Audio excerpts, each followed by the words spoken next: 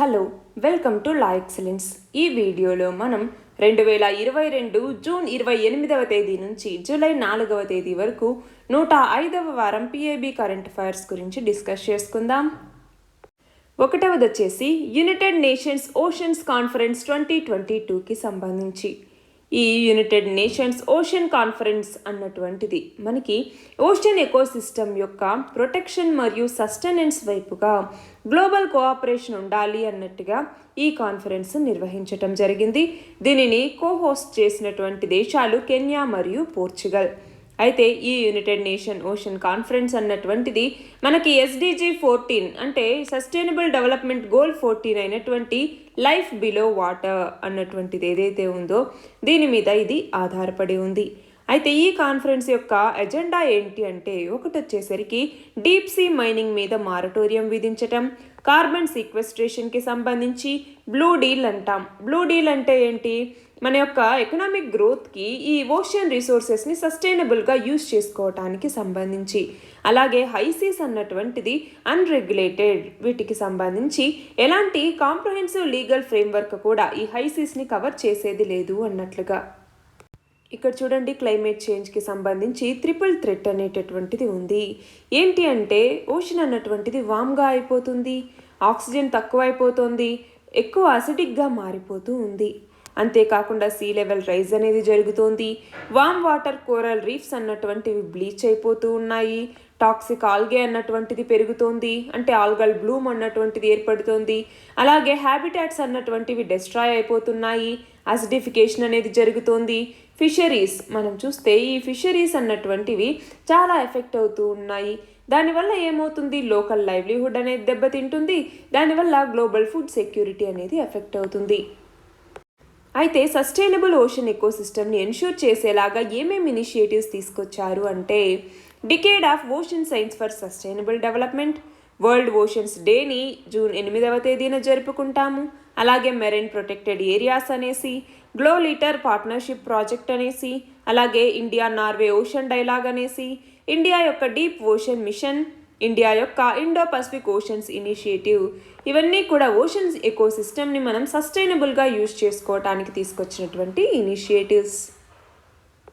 రెండవది వచ్చేసి India's largest floating solar power project.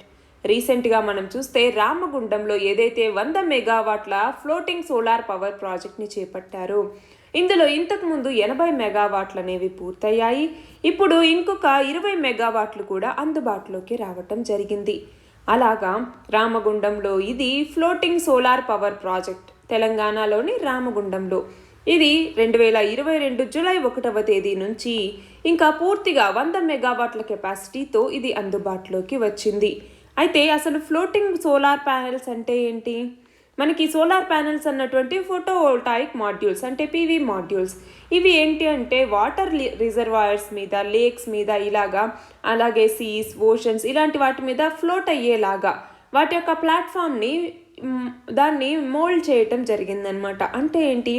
ఈ సోలార్ ప్యానెల్స్ అనేవి వాటర్ మీద కూడా ఫ్లోట్ అయ్యేలాగా వాటిని తయారు చేస్తారు. వీటిని మనం చూస్తే వాటర్లో పాండ్స్, లేక్స్, రిజర్వాయర్స్ వీటికి వచ్చేసరికి వీటిని ఎక్కువగా ఈ సోలార్ ప్యానెల్స్ని పెట్టడానికి వీలనేటటువంటిది ఉంటుంది. అయితే ఈ రామగుండం ప్రాజెక్ట్కి సంబంధించి మనం చూస్తే అడ్వాన్స్డ్ టెక్నాలజీతో ఎన్విరాన్మెంటల్ ఫ్రెండ్లీ ఫీచర్స్తో దీన్ని ఏర్పాటు చేయటం జరిగింది. ఈ ప్రాజెక్ట్ అన్నటువంటిది రిజర్వాయర్లోని 500 ఎకరాల్లో స్ప్రెడ్ అయి ఉంది. మొత్తం 40 బ్లాకులుగా, ఒక్కొక్క బ్లాక్లో 2.5 మెగావాట్లుగా దీన్ని విభజించారు. ప్రతి బ్లాక్ కూడా ఒక ఫ్లోటింగ్ ప్లాట్ఫామ్ని కలిగి ఉంటుంది. 11,200 సోలార్ మాడ్యూల్స్ అనేవి ఉంటాయి. ఈ సోలార్ మాడ్యూల్స్ని మనం చూస్తే హై డెన్సిటీ పాలీథెలిన్ మెటీరియల్తో తయారు చేసినటువంటి ఆ ఫ్లోటర్స్ మీద ఉంచటం జరుగుతుంది. అంతేకాకుండా ఈ ఫ్లోటింగ్ సిస్టమ్ మొత్తం కూడా హై మాడ్యూల్స్ పాలీఇథిలిన్ రోప్తో ఇవి వాటితో బ్యాలెన్స్ చేయబడతాయన్నమాట. అంతేకాకుండా ఇక్కడ అంతా ఎలక్ట్రిక్ ఎక్విప్మెంట్ కూడా, అంటే ఇన్వర్టర్, ట్రాన్స్ఫార్మర్, హెచ్డి ప్యానల్, అలాగే supervisory control and data acquisition, ఇవన్నీ కూడా ఫ్లోటింగ్ ఫెర్రో సిమెంట్ ప్లాట్ఫామ్స్. అంటే ఏంటి? మొత్తం నీటి మీద తేలియాడేటటువంటి స్ట్రక్చర్స్ కానీ వీటన్నింటినీ, ఇన్వర్టర్, ట్రాన్స్ఫార్మర్ వీటన్నింటినీ కూడా అలా ఫ్లోటింగ్ స్ట్రక్చర్స్ కానీ నిర్మించారు. అయితే ఈ ప్రాజెక్ట్ వల్ల ఉన్న ఎన్విరాన్మెంట్ బెనిఫిట్స్ ఏంటి? లిమిటెడ్ ల్యాండ్ అనేటటువంటిది మనకి అవసరమవుతుంది. అంటే మనకి ల్యాండ్ ఎక్కువ లేకపోయినా కూడా వాటర్లో కూడా వీటిని కన్స్ట్రక్ట్ చేయొచ్చు. అలాగే వాటర్ ఎవాపరేషన్ రేట్ అనేటటువంటిది ఇది తగ్గిస్తుంది. అలాగే CO2 ఎమిషన్స్ని తగ్గేలాగా చేస్తుంది.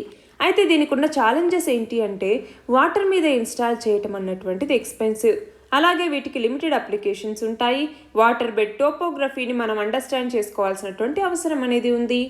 అయితే మనకి తీసుకొచ్చినటువంటి ఇంకా సోలార్ ఎనర్జీ ఇనిషియేటివ్స్ ఏంటి అంటే సోలార్ పార్క్ స్కీమ్ అని, రూఫ్ టాప్ సోలార్ స్కీమ్ అనేసి, అటల్ జ్యోతి యోజన, ఇవన్నీ అన్నమాట. మన నెక్స్ట్ ఆర్టికల్ వచ్చేసి వాటర్ సెక్యూరిటీ ఇన్ ఏషియా. రీసెంట్గా సౌత్ ఈస్ట్ ఏషియన్ కంట్రీస్ నుంచి ఉన్నటువంటి సైంటిస్టులు అర్బన్ వాటర్ సెక్యూరిటీ అన్నటువంటిది డిక్లైన్ అవుతోంది ఏషియన్ సిటీస్లో. మనం చూస్తే అందులో ఢిల్లీ కూడా ఉందన్నమాట. ఏంటి ఇష్యూస్ అంటే ఈ ఫ్రెష్ వాటర్ అమౌంట్ ఏదైతే ఉందో మన ఇండియాలో ఇది గ్లోబల్గా ఉన్నటువంటి ఫ్రెష్ వాటర్లో హాఫ్ ఇక్కడే ఉంది. అయితే ఇక్కడ లో వాటర్ ఎఫిషియన్సీ అంటే ఏంటి, మనకి ఎక్కువ అమౌంట్ ఆఫ్ వాటర్ని మనం అగ్రికల్చర్కి వాడుతూ ఉన్నాం కాబట్టి వాటర్ ఎఫిషియన్సీ మనకి ఈ ప్రపంచంలో మనకి చాలా తక్కువైపోయింది. అంతేకాకుండా తక్కువ వాటర్ ప్రొడక్టివిటీ ఉంది కాబట్టి తక్కువ క్రాప్ ఈల్డ్ అనేటటువంటిది మనకు వస్తుంది. అలాగే అర్బన్ పొల్యూషన్ అన్నటువంటిది అంటే ఏంటి, మనకు ఉన్నటువంటి వాటర్ రిసోర్సెస్ అన్నటువంటివి మన డిమాండ్కి తగినట్టుగా లేవు. అలాగే క్లైమేట్ చేంజ్ వల్ల ఎక్స్ట్రీమ్ వెదర్ ఈవెంట్స్ అనేవి అంటే డ్రాట్స్, ఫ్లడ్స్ ఇలాంటివి రావటం వల్ల ఏమవుతుంది, ఈ వాటర్ యూజ్ని అంటే ఈ వాటర్ ఇష్యూ ఏదైతే ఉందో ఈ వాటర్ ఇష్యూని ఇంకొంచెం పెంచుతూ ఉన్నాయి. ఇక్కడ చూడండి ఏంటి వాటర్ సెక్యూరిటీ అంటే అన్నట్టుగా ఇక్కడ ఇవ్వటం జరిగింది. డ్రింకింగ్ వాటర్ మరియు హ్యూమన్ వెల్బీయింగ్ని ఇది ఎన్ష్యూర్ చేయాలి. ఎకోసిస్టమ్స్కి సంబంధించి వాటిని ప్రిజర్వ్ చేసేలాగా ఉండాలి. వాటర్ రిలేటెడ్ హజార్డ్స్ మరియు క్లైమేట్ చేంజ్కి సంబంధించి, ఎన్విరాన్మెంట్ యాక్టివిటీస్ మరియు డెవలప్మెంట్కి సంబంధించి అంటే అడెక్వేట్ వాటర్ సప్లై అనేటటువంటిది ఉండాలి. అయితే ఈ సైంటిస్టులు ఏం సజెషన్స్ ఇచ్చారు అంటే పాలసీ ఇంటర్వెన్షన్ తీసుకురావాలి. Integrated urban water security assessment ఫ్రేమ్వర్క్స్ని ఏర్పాటు చేయాలి. అలాగే టెక్నాలజీని యూజ్ చేసుకుని, ఫర్ ఎగ్జాంపుల్ మనకి థాయిలాండ్ యొక్క ఏషియన్ ఇన్స్టిట్యూట్ ఆఫ్ టెక్నాలజీ అన్నటువంటిది వాట్సాట్ అనేటటువంటిది ఒక web based water security assessment tool అనమాట. అలాగా మనము టెక్నాలజీని ఉపయోగించుకోవాలి, లోకల్ సొల్యూషన్స్ని తీసుకురావాలి. ఫర్ ఎగ్జాంపుల్ బ్యాంకాక్ అన్నటువంటిది వాటర్ మేనేజ్మెంట్కి సంబంధించి దాన్ని అడాప్ట్ చేసుకున్నటువంటి వాళ్ళకి ఇన్సెంటివ్స్ అనేది ఇవ్వటం జరిగింది. మనం చూస్తే వేస్ట్ వాటర్ని హౌస్ హోల్డ్ లెవెల్లో వాటిని ట్రీట్ చేసుకుని మళ్ళీ దానిని పబ్లిక్ వాటర్ సోర్సెస్కి రిలీజ్ చేయటం జరుగుతుంది. అలాగా వాటర్ మేనేజ్మెంట్ అనేది చేపట్టింది బ్యాంకాక్ అన్నటువంటిది. అలాగా లోకల్ సొల్యూషన్స్ అనేవి తీసుకురావాలి, వాటిని ప్లాన్ చేసి వాటిని సరిగ్గా ఇంప్లిమెంట్ చేసుకోవాలి.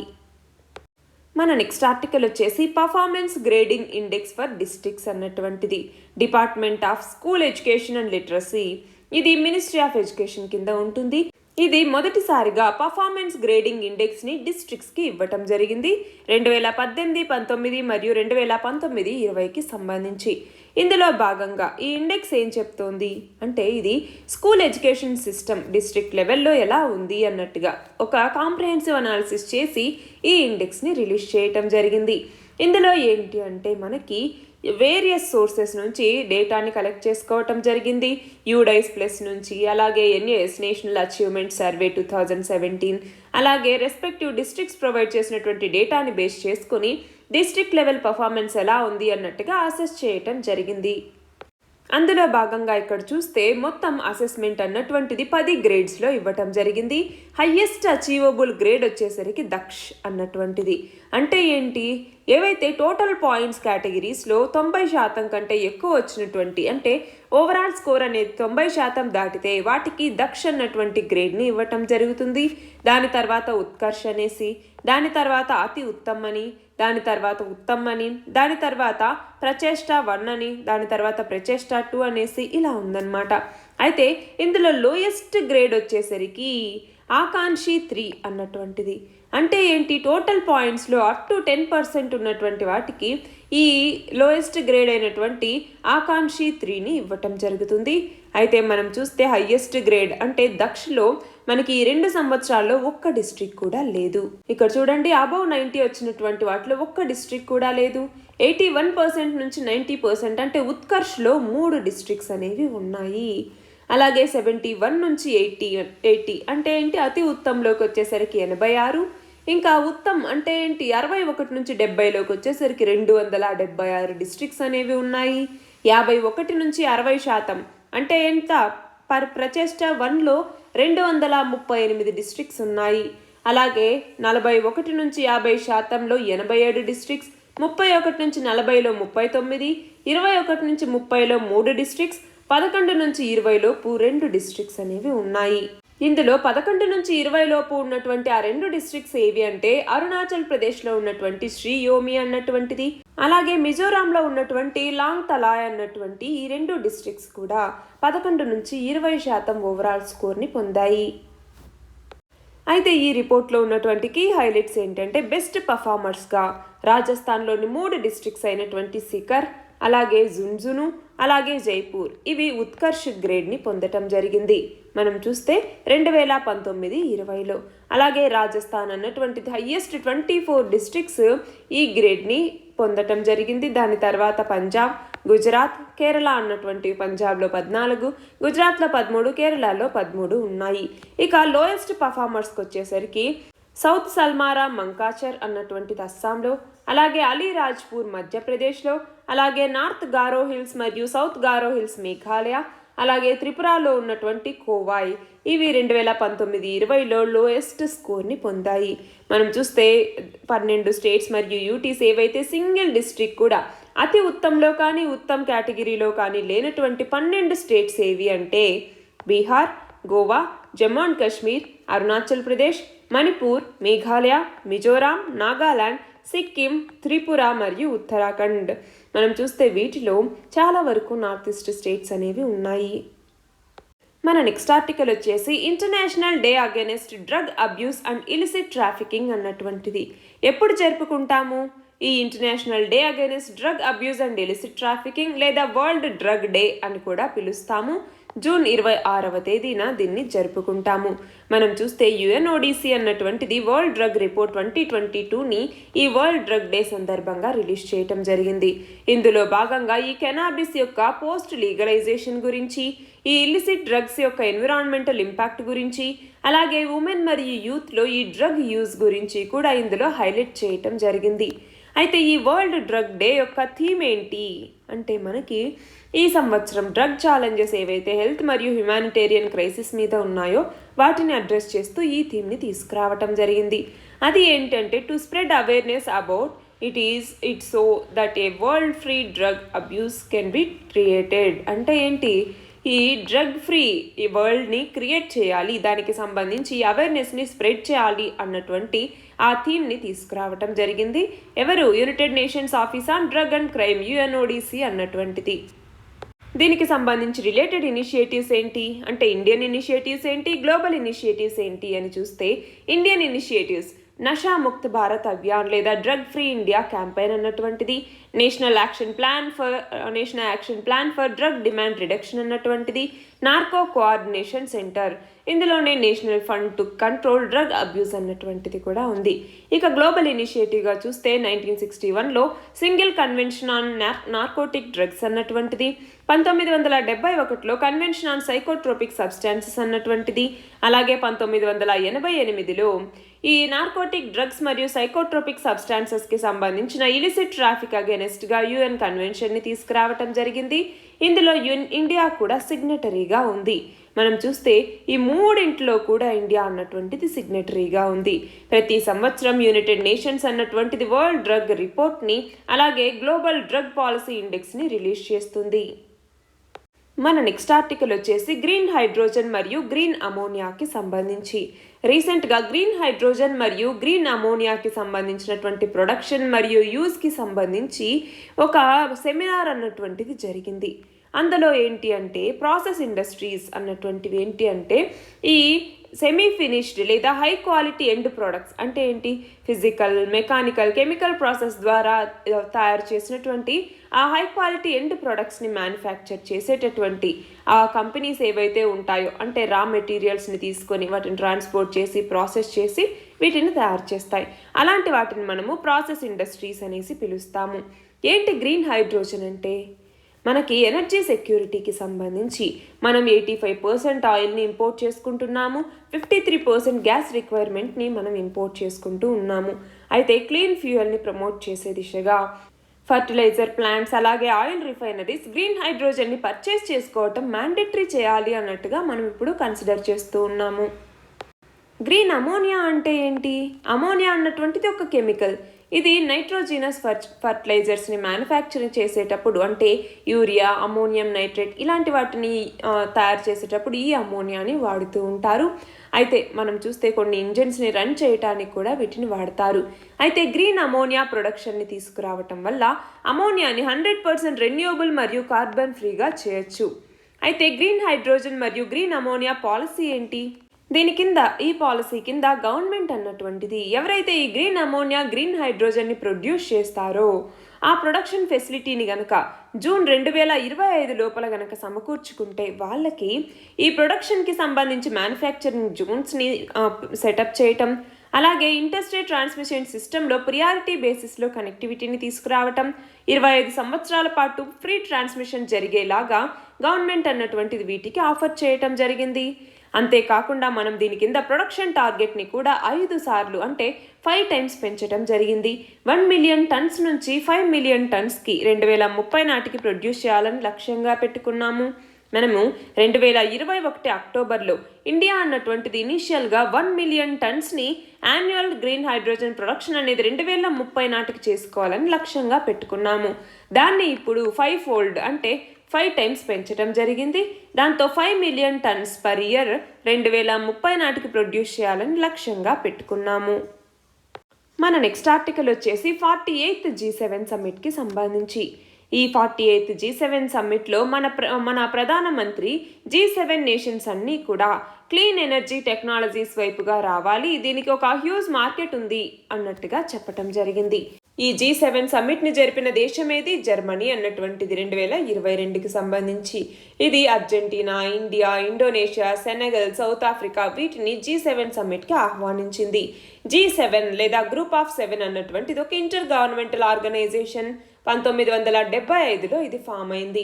ఇది ఏంటి అంటే గ్లోబల్ ఎకనామిక్ గవర్నెన్స్కి సంబంధించి, ఇంటర్నేషనల్ సెక్యూరిటీ, ఎనర్జీ పాలసీకి సంబంధించి ఏవైతే ఇష్యూస్ ఉంటాయో వాటిని డిస్కస్ చేయడానికి ప్రతి సంవత్సరం ఇది కలుస్తుంది. G7 కంట్రీస్ ఏమేమి ఉన్నాయి? UK, Canada, France, Germany, Italy, Japan మరియు US. ఈ G7 కంట్రీస్ మరియు ఇండియా అన్నటువంటిది G20లో పార్ట్గా ఉంది.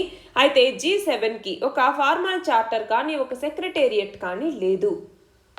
అయితే ఈ G7 సమ్మిట్లో హైలైట్స్ ఏంటి అంటే ఈ G7 అన్నటువంటిది గ్లోబల్ ఇన్ఫ్రాస్ట్రక్చర్ అండ్ ఇన్వెస్ట్మెంట్ కింద $600 బిలియన్ 2027 నాటికి మొబిలైజ్ చేయాలి అన్నట్టుగా అనౌన్స్ చేయటం జరిగింది.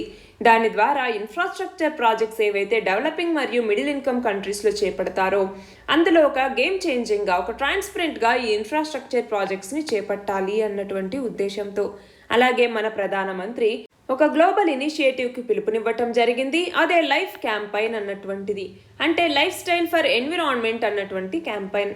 అలాగే రష్యా ఉక్రెయిన్ క్రైసిస్ మీద కూడా మనం చూస్తే దీని కింద ఏంటి అంటే ఎనర్జీ ప్రైసెస్ అన్నటువంటిది. ఈ రష్యా ఉక్రెయిన్ క్రైసిస్ వల్ల ఎనర్జీ ప్రైసెస్ అనేవి పెరిగిపోయాయి. ఇండియన్ ప్రైమ్ మినిస్టర్ ఇప్పుడు ఈ ఎనర్జీ డిస్ట్రిబ్యూషన్ అన్నటువంటిది ఈ పాపులేషన్ రిచ్ మరియు పూర్ నేషన్స్లో ఈక్వల్ ఎనర్జీ డిస్ట్రిబ్యూషన్కి ఇప్పుడు అవసరం అనేది ఉంది అన్నట్టుగా మన ప్రధాని చెప్పటం జరిగింది.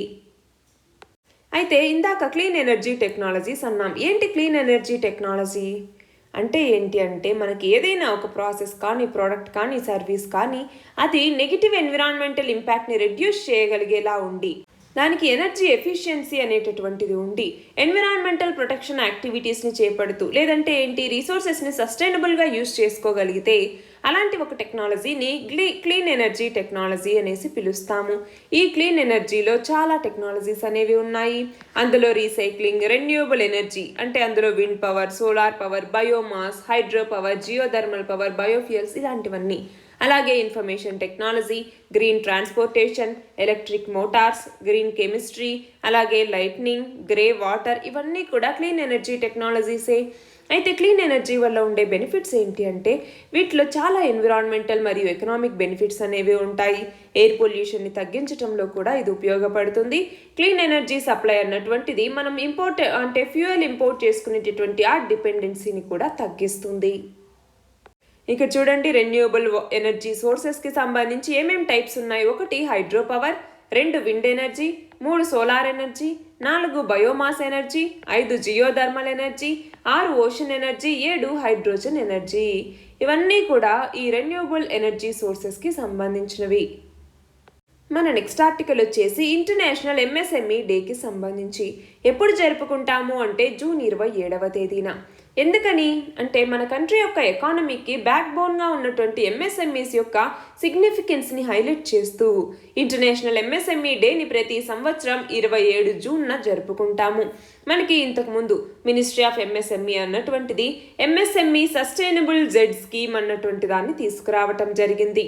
అంటే ఏంటి, జెడ్ స్కీమ్ లేదా జీరో ఎఫెక్ట్ సర్టిఫికేషన్ స్కీమ్ అనేసి పిలుస్తాము, లేదా ఎంఎస్ఎంఈ సస్టైనబుల్ సర్టిఫికేషన్ స్కీమ్ అనేసి పిలుస్తాము.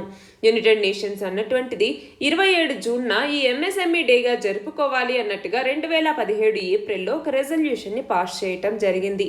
అయితే ఈ సంవత్సరం థీమ్ ఏంటి అంటే resilience and rebuilding MSMEs for sustainable development అన్నటువంటిది. ఈ థీమ్ మెయిన్గా ఒక కంట్రీ యొక్క ఎంఎస్ఎంఈస్ ఏవైతే ఉన్నాయో వాటి యొక్క సోషియో ఎకనామిక్ డెవలప్మెంట్ని ఇది హైలైట్ చేస్తుంది. రిలేటెడ్ ఇనిషియేటివ్స్ ఏంటి అంటే 1 ప్రధానమంత్రి ఎంప్లాయీ జనరేషన్ ప్రోగ్రామ్ అన్నటువంటిది, స్ఫూర్తి అన్నటువంటిది, ఆస్పైర్ ప్రోగ్రామ్, అలాగే ఇంట్రెస్ట్ సబ్వెన్షన్ స్కీమ్ అన్నటువంటిది, క్రెడిట్ గ్యారంటీ స్కీమ్ ఈ మైక్రో మరియు స్మాల్ ఎంటర్ప్రైజెస్కి సంబంధించి, అలాగే champions portal, MSME innovative scheme, Udyam registration portal, MSME Sambandh, ఇవన్నీ కూడా దీనికి రిలేటెడ్ ఇనిషియేటివ్సే. మన నెక్స్ట్ ఆర్టికల్ వచ్చేసి హై గ్రేడ్ లిథియంకి సంబంధించి. రీసెంట్గా హై గ్రేడ్ లిథియంని నైజీరియాలో కనుక్కోవటం జరిగింది. మనం చూస్తే గ్రీన్ బుషెస్ మైన్ అన్నటువంటిది వెస్టర్న్ ఆస్ట్రేలియాలో ఉంది. ఇది largest hard rock lithium mine అనమాట వరల్డ్లోనే.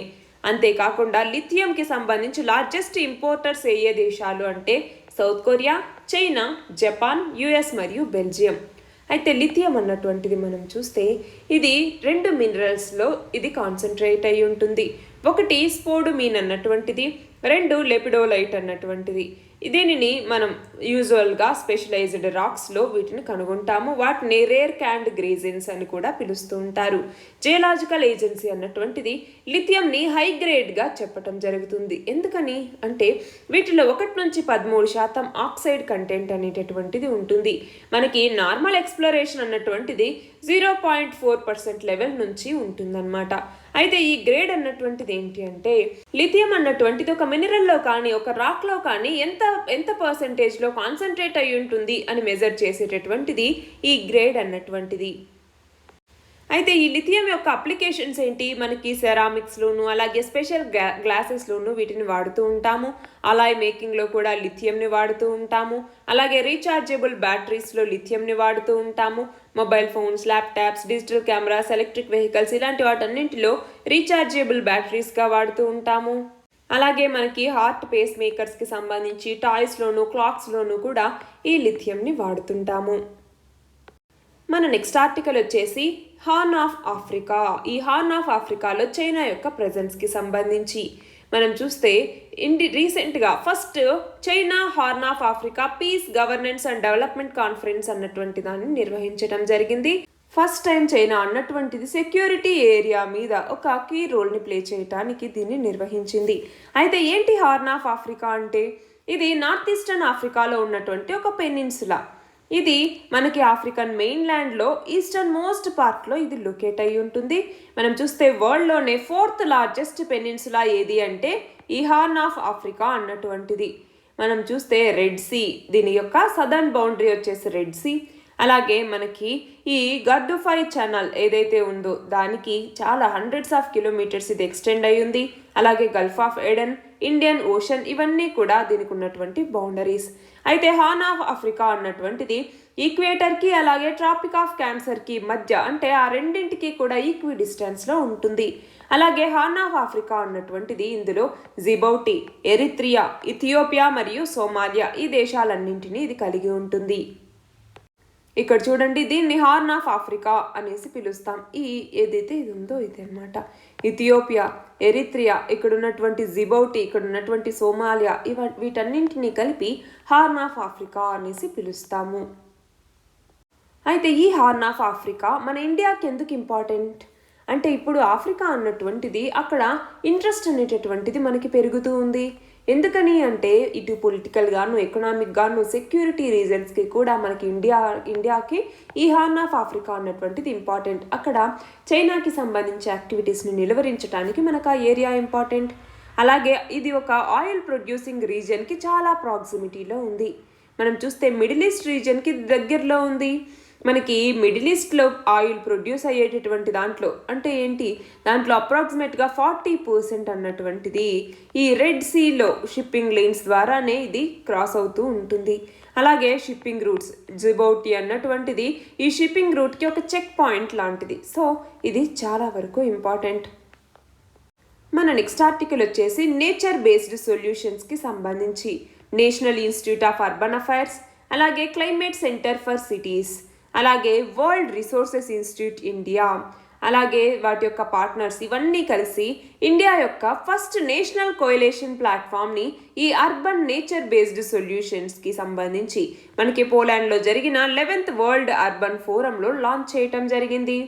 ఈ national institute of urban affairs అన్నటువంటిది ఈ అర్బన్ డెవలప్మెంట్ మరియు మేనేజ్మెంట్కి సంబంధించి, అలాగే మన యొక్క అర్బన్ ఎకోసిస్టమ్స్ని సస్టైనబుల్గా, ఇంక్లూజివ్గా, ప్రొడక్టివ్గా ఉండేలాగా చూడటం కోసం ఏమేం రీసెర్చ్ చేయాలి, ఏమేం నాలెడ్జ్ మేనేజ్మెంట్ అనేది ఉండాలి, ఏమేం పాలసీస్కి సంబంధించి అడ్వొకేసీ, కెపాసిటీ బిల్డింగ్ వీటన్నింటి మీద ఈ national institute of urban affairs అన్నటువంటిది ఫోకస్ చేస్తుంది.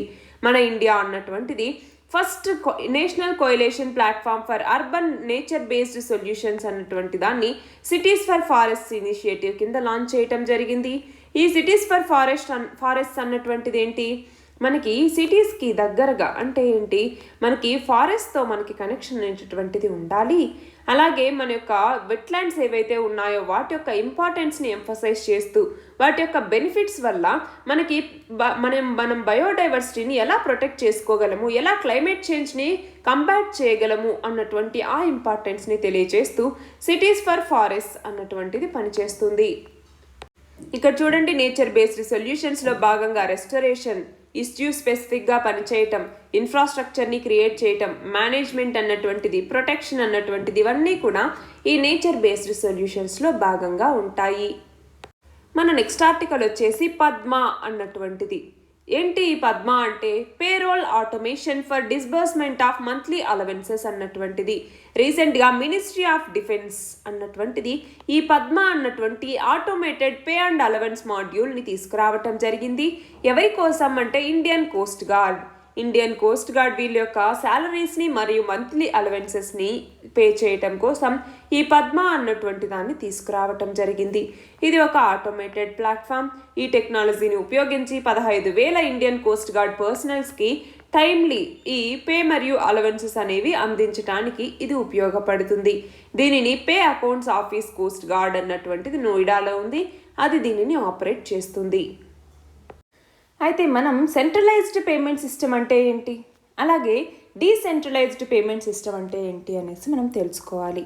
మనకి సెంట్రలైజ్డ్ పేమెంట్ సిస్టమ్స్ అంటే ఆర్టీజీఎస్, నెఫ్ట్ ఈ సిస్టమ్స్ ఏవైతే అంటే రిజర్వ్ బ్యాంక్ అన్నటువంటిది అదే ఓన్ చేసుకొని అదే ఆపరేట్ చేస్తున్నటువంటి వాటిని సెంట్రలైజ్డ్ పేమెంట్ సిస్టమ్ అనేసి పిలుస్తాము.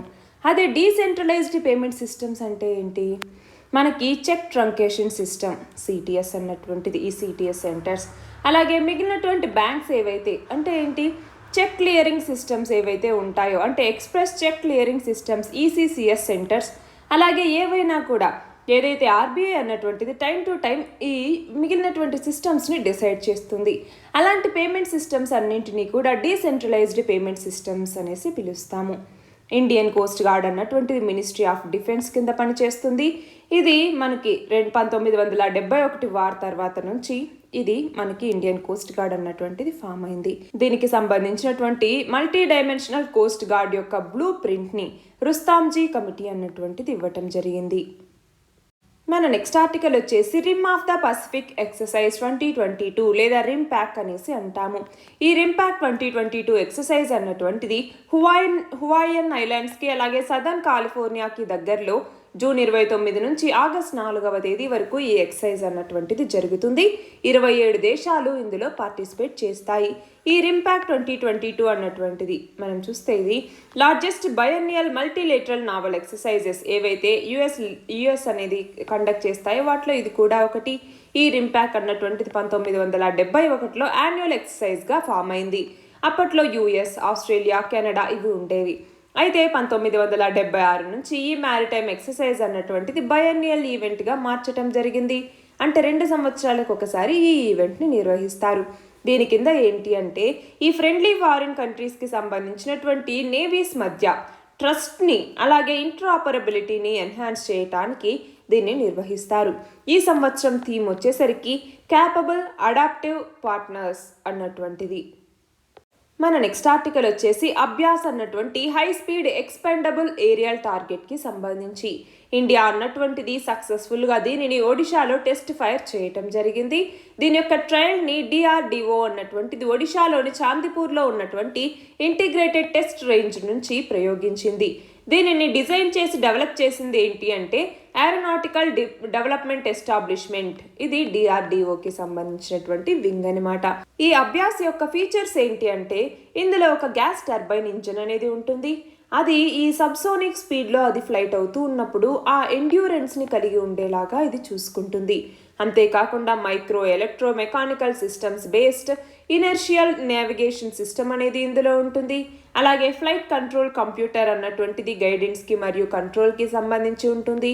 అలాగే రాడార్ క్రాస్ సెక్షన్ మరియు ఇన్ఫ్రారెడ్ సిగ్నేచర్స్ అనేవి ఇందులో ఉంటాయి. మన నెక్స్ట్ ఆర్టికల్ వచ్చేసి ఫారెస్ట్ కన్జర్వేషన్ రూల్స్ 2022కి సంబంధించి ministry of environment, forest and climate change అన్నటువంటిది ఈ ఫారెస్ట్ కన్జర్వేషన్ రూల్స్ 2022ని ఇష్యూ చేయటం జరిగింది.